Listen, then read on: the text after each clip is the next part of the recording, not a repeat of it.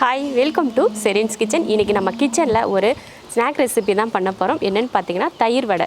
தயிர் வடை வந்து எல்லாருக்குமே ரொம்ப பிடிச்சமான ஒன்று. எப்போயுமே உளுந்த வடை செஞ்சோம் அப்படின்னா தயிர் வடை செஞ்சால் நல்லாயிருக்குமே அப்படின்னு சொல்லிட்டு யோசிப்போம். இன்றைக்கி நம்ம பண்ண போகிற தயிர் வடை ரொம்ப ருசியாகவும் அதே சமயம் ரொம்ப ஈஸியான ஒரு ரெசிபியும் கூட. வாங்க அது எப்படி பண்ணலாம் அப்படிங்கிறத பார்க்கலாம்.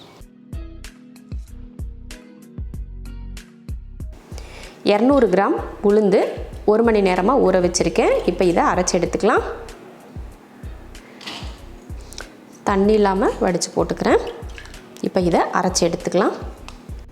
பார்த்திங்கன்னா அரைச்சாச்சு. நல்லா பாருங்கள், இது போல் வலுவலுப்பாக தண்ணி ஊற்றாமல் அப்படியே தண்ணி ஊற்றுனோம்னா கூட தெளித்து அரைங்க. அப்போ தான் வந்து நமக்கு வடை கரெக்டாக வரும்.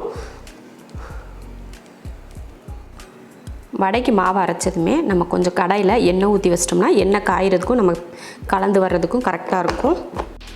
இதில் ஒரு 1/2 ஸ்பூன் அளவுக்கு மிளகை இந்த மாதிரி தட்டி எடுத்துருக்கேன், அதையே சேர்த்துக்கலாம்.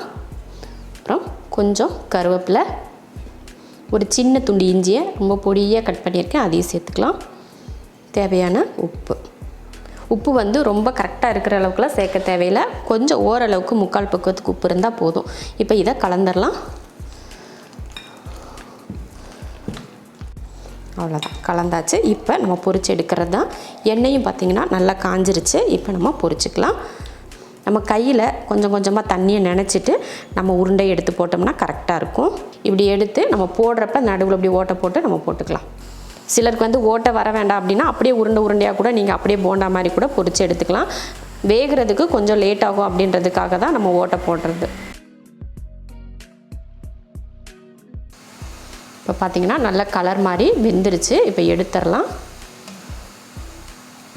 எண்ணெயை வடிச்சிட்டு எடுத்துக்கலாம். சுடு தண்ணி, இது வந்து லைட்டாக தண்ணியை வெதுப்பாக சூடு பண்ணி எடுத்து வச்சுருக்கேன். அந்த தண்ணியில் இப்போ நம்ம பொரிச்சிருக்கோம் இல்லையா வடை, அதையே ஒரு 2 நிமிஷத்துக்கு ஊற வச்சுக்கலாம். நமக்கு தயிர் வடையில் போடணும்னு நீங்கள் நினைக்கிறீங்களோ அந்தளவுக்கு நீங்கள் ஊற வச்சுக்கிட்டிங்கன்னா போதும். நான் வந்து ஒரு 5 வடை தான் போட போகிறேன். இது ஊறட்டும், ஒரு 2 நிமிஷத்துக்கு ஊறட்டும்.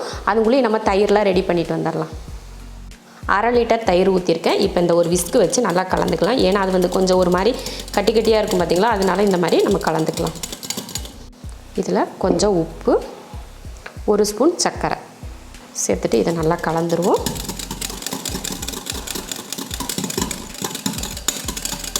இப்போ ரெடி ஆயிடுச்சு. தயிரும் ரெடியாக இருக்குது.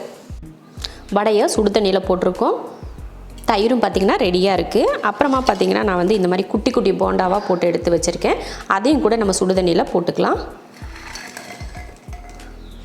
பெருசாக நீங்கள் போடுறத விட இந்த மாதிரி சின்ன சின்ன போண்டாவாக செஞ்சு இதில் நீங்கள் தயிர் வடை செஞ்சிங்கன்னா டேஸ்ட் வந்து நல்லாயிருக்கும். ஏன்னா ஒவ்வொரு ஸ்பூனாக எடுத்து சாப்பிட்றதுக்கு நமக்கு ஈஸியாக இருக்கும். எல்லாருக்குமே ரொம்ப பிடிக்கும் இந்த மாதிரி சின்ன சின்னதாக போட்டிங்கன்னா. இப்போ இது ஊறிட்டு இருக்கட்டும். நம்ம தயிருக்கு தாளித்து ஊற்றிக்கலாம். இப்போ தாளிக்கிறதுக்கு எண்ணெய் ஊற்றிக்கலாம். இதில் கொஞ்சம் கடுகு,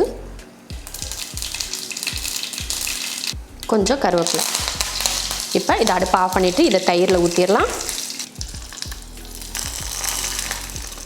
தயிரில் ஊற்றிட்டு நல்லா கலந்து விட்டுறலாம் இந்த மாதிரி. அவ்வளோதான். இப்போ தயிரும் பார்த்திங்கன்னா ரெடியாக இருக்குது. வடையும் பார்த்திங்கன்னா நல்லா ஊறிடுச்சு. இப்போ நம்ம இதெல்லாம் ஒரு பிளேட்டுக்கு மாற்றிடலாம். இந்த மாதிரி ஒரு குழியான ஒரு பவுல் எடுத்துக்கோங்க, இல்லைன்னா தட்டு எதுனா ஒரு குழியாக இருந்துச்சுன்னா எடுத்துகிட்டு அதில் இப்போ வடையை எடுத்து லைட்டாக அந்த தண்ணி இருக்கும் பார்த்திங்களா, அந்த தண்ணியை புழிஞ்சிட்டு இதை எடுத்து இங்கே வச்சிடலாம். இது மேலே தயிரை ஊற்றிடலாம்.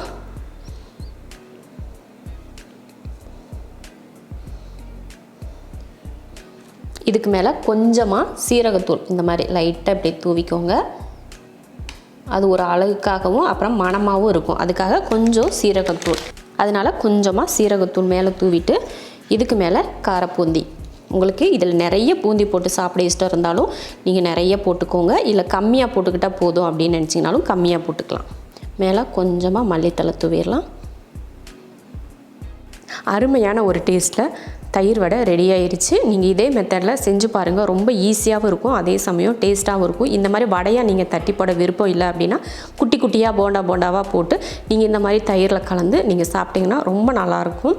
இதே மெத்தடில் தயிர் வடை நீங்களும் செஞ்சு பார்த்துட்டு எப்படி இருக்குன்னு சொல்லிவிட்டு கமெண்ட்டில் சொல்லுங்கள். பிடிச்சிருந்தால் லைக் பண்ணிவிட்டு ஷேர் பண்ணிவிட்டு நம்ம செரின்ஸ் கிச்சன் சேனலை சப்ஸ்கிரைப் பண்ணி பக்கத்தில் இருக்க பெல் ஐக்கானை கிளிக் பண்ணி வச்சுக்கோங்க.